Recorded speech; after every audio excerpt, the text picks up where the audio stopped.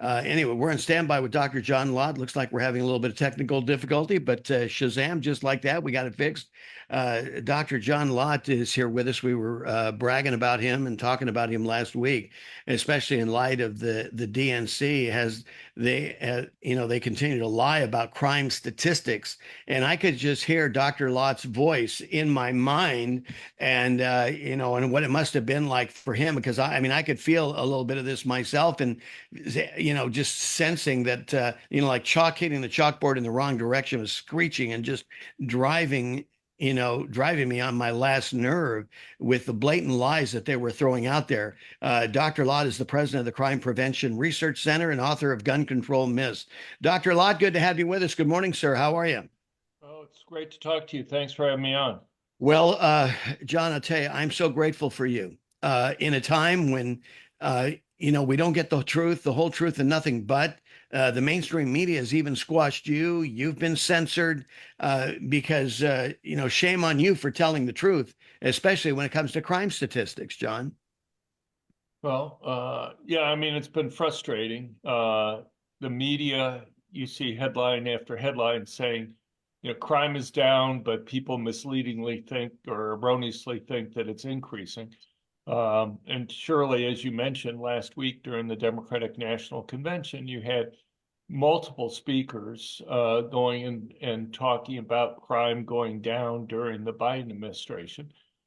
And, nothing could be further from the truth. I mean, there are two different measures that we have of crime. There's the FBI data on crimes reported to police, and then we have the National Crime Victimization data from the Bureau of Justice Statistics, which gets a measure of total crime reported and unreported. And while the FBI measure has shown a drop in the last couple of years, so for example, in 2022, it showed the last year that we have complete data for, it showed a 2% drop in violent crime. The National Crime Victimization data showed a 42% increase in violent Whoa, crime that occurred that year. that's a huge difference, John. How is that Well, acceptable? well, it is truly a massive difference. Look, there's lots of problems that have been arising with the FBI data. Look, in the past, prior to 2020, those two numbers tended to go up and down together. But since 2020, they've gone in opposite directions each year. And one of the reasons is that a lot of police departments starting in 2021 stopped reporting crime data to the FBI. And in 2020, you had 97% of police departments reporting crime data to the FBI. By 2022, you had 31% that didn't report any crime data and Wow. 24% of police departments that were only partially reporting data. So you had less than half of the police departments in the country reporting complete data to the FBI. Who Now, the told them to FBI, stop that, John? well, they changed the reporting requirements in 2021. Uh, you know, some of them reporting requirements for small police departments imposed a burden on them doing it, but for the larger ones, you can go to their websites and you can see what their crime numbers are. So it's kind of Right. been more a political decision for places like New York City or Los Angeles to decide not to go and report the data. The FBI doesn't record those as zeros, but they kind of go and guess what they think the number should be. And I think they've done a pretty poor job of filling that in. But there's another more fundamental problem, and that is I think law enforcement in this country has collapsed. Hmm. You look at arrest rates, for example. Right. In the 5 years before COVID for large cities, 44% of violent crimes resulted in arrest. It started falling in 2020, and by 2022, only 20% of Wow. violent crimes resulted in arrest, reported violent crimes. We've never seen such low numbers. Over the 70 years that the FBI has had that data, there's no time that's even close to that, let alone that type of huge drop in just a few year period of time. And it's not surprising to me Uh-huh. that when you go and you see such a 50% drop in arrest rates, that you're going to see at the same time an increase in violent crime simply because it's no longer risky for criminals to go and commit crime. Well, exactly. John, can this be associated with the Soros DAs, the rise of the Soros DAs? Well, I mean, yeah, I mean, it's related to it in the Yeah, sense that, look, just because somebody's arrested doesn't mean that they're charged, let alone prosecuted or convicted. And so the risks to criminals committing crimes have fallen even more than the arrest rates have fallen.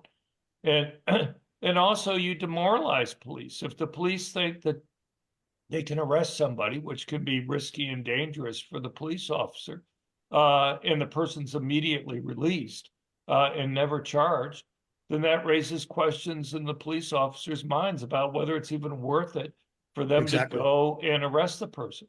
But we've Hmm. seen huge numbers of retirements of police officers. You know, even in the last year or so, when they've begun to rehire police after the defunding movement that had occurred, you have somebody who's on the job for 6 months or maybe even a year. They're not as skilled, they're not as competent in terms of doing their job as some It's impossible. 15-year Yeah, veteran that you exactly. had who retired. Right. Yeah, and especially let's bring in the DEI element. How much is the DEI element influencing, local police as well here, John? I mean, you get some of these people coming back that are going, they've even the ones that have been involved in law enforcement for decades, and then you've got this DEI and pronoun sensitive culture that has risen, and everything. I mean, you're in jeopardy out in the street. You're in jeopardy when you come back, to the office because you got to be careful with what you're saying. I mean, these police officers, you can't blame them. I mean, who wants to be in that kind of environment?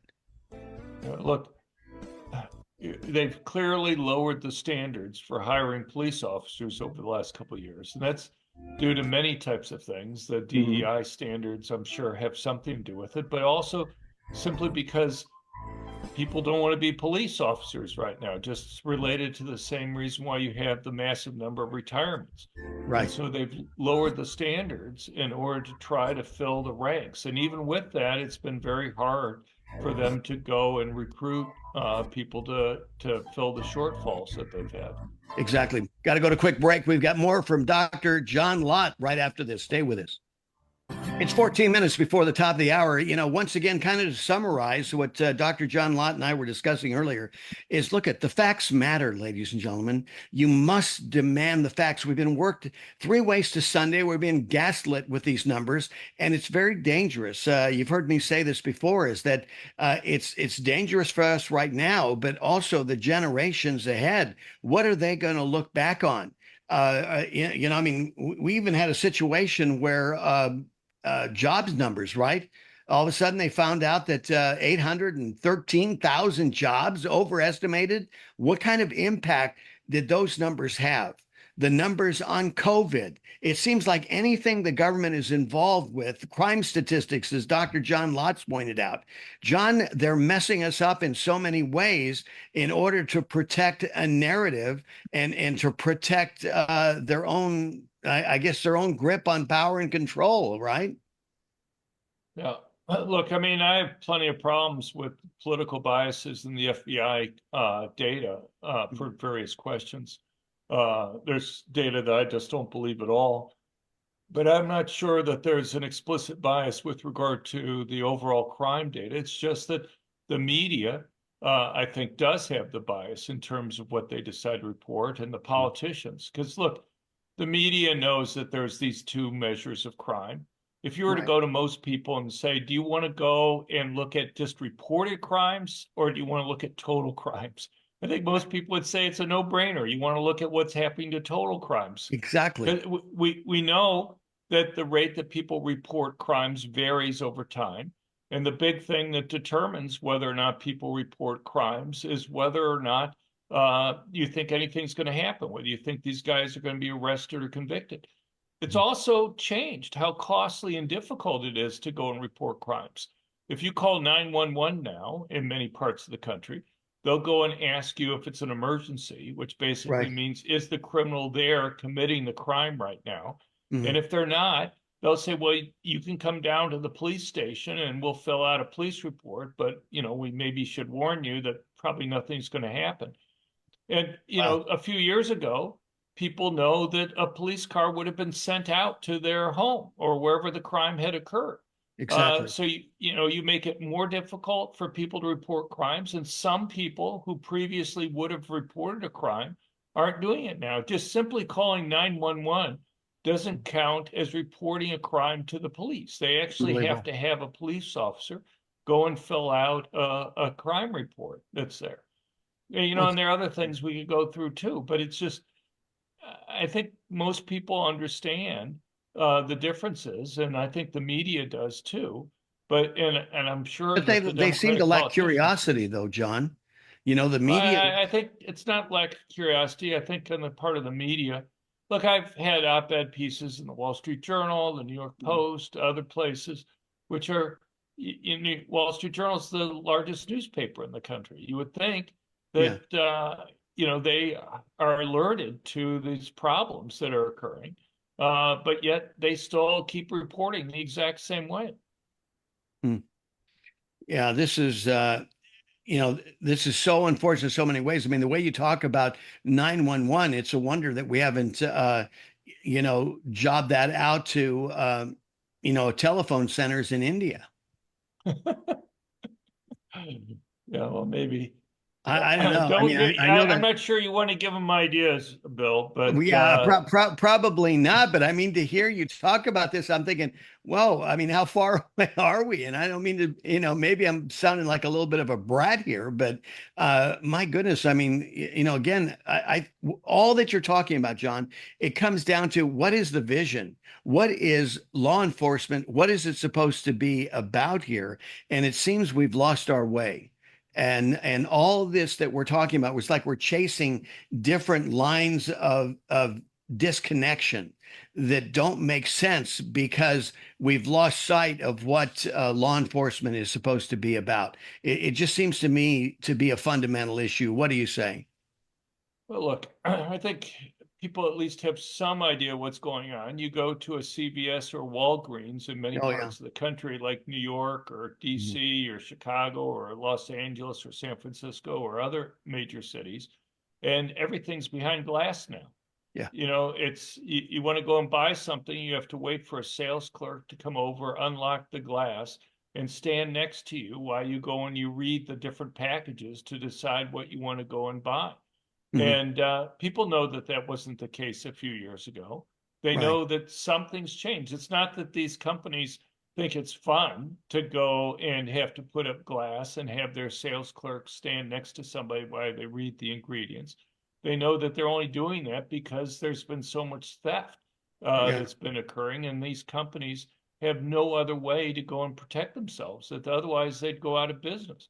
And Well, so and many people have, just, John, oh and yeah, no, many I have, think. and in some of these places, I'm surprised they don't even have a kind of a Grubhub pack of $999 worth of product that they have in a basket and just say, here, take this, go out the door because Right. Right. they're going to get away with this, right?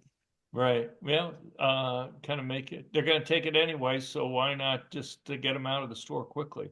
I mean, but see, and then you got Kamala Harris, who, based on her numbers, says that these businesses are price gauging. Of course, Yeah, she meant yeah, price gouging. gouging. Uh, Yeah, I you, mean, you it's know, ridiculous. The notion that somehow the government's going to be able to go and determine what the right price is for these products and how it should change over time. Simply, as an economist, we've seen the government try to set prices before in the 1970s. You and I are old enough to mhm, remember when they did right, that. And we remember the long lines that you had in gasoline stations when they exactly. created massive shortages as a Mhm. result of it. You know, we waited hours sometimes in order to try to get gas. Yeah. It Well, was your completely, whole day was planned around getting gas, John. Remember? Yeah. I mean, you yeah, can't even think about work. You're sitting there going, I got to deal with gas. And then when you deal with that, and I was in Los Angeles at the time. So not only did we have to deal with, okay, and remember, if you had an odd or even license plate right, number yeah, yeah, yeah. and go get in line and know that it was Yeah, going to be Jerry a couple Brown's hours. idea of having, yeah, I lived in Los Angeles at the same time. I was at UCLA, Right. but Okay.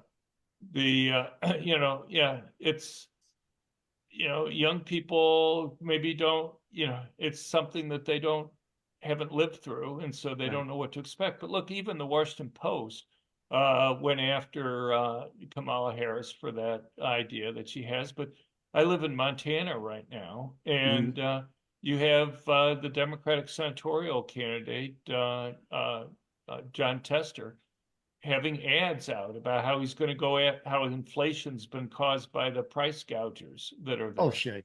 Yeah. And, you know, so, I mean, it's something that Democrats don't seem to be bothered by. They seem to think that the government is capable of going and setting all these different prices.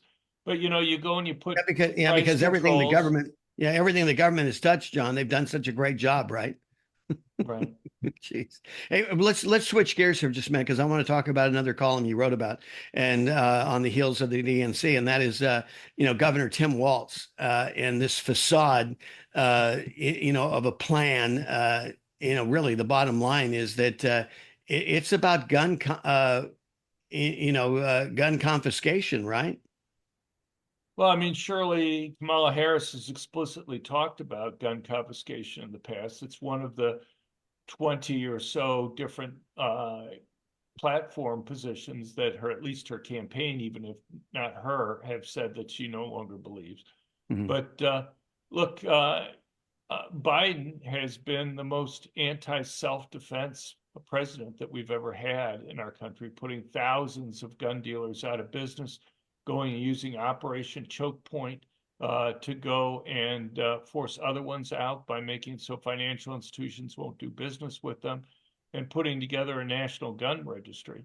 Um, but both Kamala Harris and Tim Walz are, at least as bad, if not Mhm. worse than him. Tim Walz, I mean, if you put aside kind of the obvious lies about using assault weapons in the war theaters that he claims, he claims that he's a hunter. But you go and you look at some of his statements and you say, well, either he's lying or he doesn't know anything about the guns that he claims to be hunting with. Right. So he wants to go and say that an AR-15 is a weapon of war. There's no militaries around the world that use an AR-15, a semi-automatic rifle like that. It's essentially functionally exactly the same as a small caliber hunting rifle, Mhm. firing the same bullets with the same rapidity, doing the same damage. In fact, most states in the United States ban the 223 round for hunting deer because they're worried that it will only wound and won't kill the deer, and the deer will suffer afterwards. Right. But so even the Associated Press has come out in its influential style book for the media and said that these are not weapons of war. That terms like weapons of war or assault weapons are politically laden terms that are misleading. And but yet, obviously people like Kamala Harris and Tim Walz have no problem with it. But you go through all the different types of gun control laws that Walz has tried to push or has successfully pushed in Minnesota. And his goal obviously is to make it very difficult for law-abiding citizens to be able to go and have guns for self-defense. Yeah. Can you imagine the impact that would have in that state? I mean, It's already having an impact. this is a people that bask in the outdoors and adventure in that, John. Sure. Yeah, this is just absolutely ludicrous. He is the president of the Crime Prevention Research Center, author of Gun Control Myths. John, the website, real quick, we got 10 seconds left where they can go. Crimeresearch.org, crimeresearch.org. Well, there it is. So you can stay on top and be in the flow of the know. Thank you, Dr. Lott. Take care. Thank you, Bill. Oh.